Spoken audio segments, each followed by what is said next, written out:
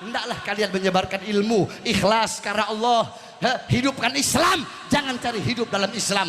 Hidupkan masjid, jangan cari hidup dalam masjid. Hidupkan dakwah, jangan cari hidup dalam dakwah. Hidupkan pesantren, jangan cari hidup dalam pesantren.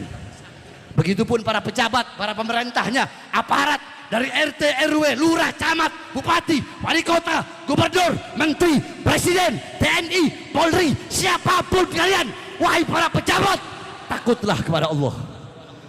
Jangan kalian bangga dengan pangkat jabatan kalian. Ingat, kalian ini pelayan rakyat.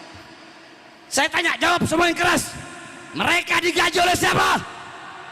Jawab, rakyat Aceh, jawab yang keras.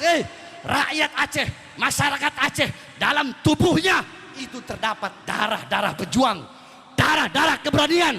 Tanah Aceh telah dicuci dengan darah para wali, darah para syuhada, darah